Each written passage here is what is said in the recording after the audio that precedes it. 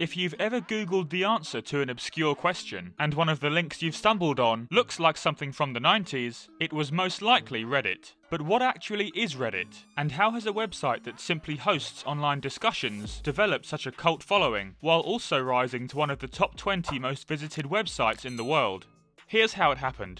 First off, how did Reddit's early days shape the website we know today? Well, it all started when the idea was accepted onto the very first Y Combinator program. Reddit's co-founders were two roommates from the University of Pennsylvania, Steve Huffman and Alexis Ohanian. The pair had travelled together to Boston, Massachusetts, to attend a talk hosted by Paul Graham, one of the Y Combinator founders. After securing a private audience with Paul, the trio shared a brainstorming session and came up with the idea for a website that would become the front page of the internet.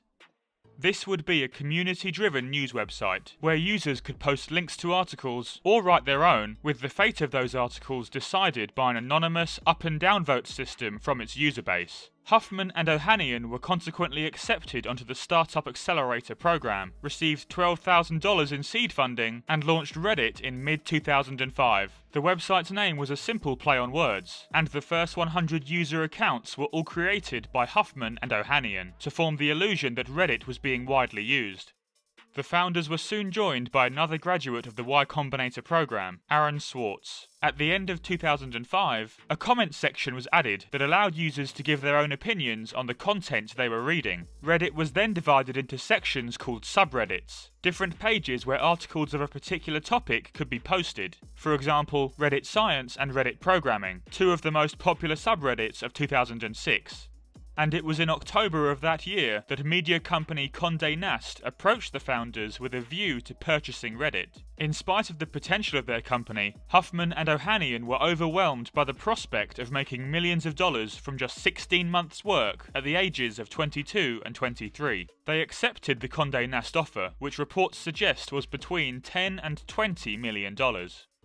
And so the founders moved, along with the company's new headquarters, to San Francisco. Their contracts required them to stay for another 3 years, but Swartz didn't take to the new corporate environment and was fired in January 2007 for his poor attitude. Meanwhile, Huffman and Ohanian saw out their contracts before parting ways in 2009, and it was following the duo's departure that Reddit started to go off the rails. In contrast to other social media platforms at the time, like MySpace and Facebook, Reddit was and still is completely anonymous, with no requirement to register an email address or any personal details when signing up. Unfortunately, this unique style of anonymity and a lack of regulation paved the way for Reddit to become a breeding ground for hate speech. Communities entitled Beating Women, Fat People Hate, and Shoplifting have all been closed in recent years as they've been deemed distasteful without bringing value to the website. But even closures such as these bring their own controversies, as Reddit has come under fire for censorship and an infringement on free speech. Meanwhile, former founder Swartz committed suicide in 2013 while he was facing charges of wire fraud and other offences. One of Reddit's replacement CEOs, Yishan Wong, was forced to step down from his role after only 2 years because of the strain it was placing on his personal life. And his successor, Ellen Pao, also lasted less than a year after she fired a popular member of the Reddit staff, resulting in several subreddits blacking out and leaving the website nearly empty. Reddit was left in turmoil in the summer of 2015, and the only thing that could save it was the return of Huffman as CEO and Ohanian as executive chairman. The founders' reappointments saw an upturn in Reddit's fortunes, launching its first iOS and Google Play apps in 2016, updating its website to keep up with the 21st century, and introducing new measures to clamp down on online harassment.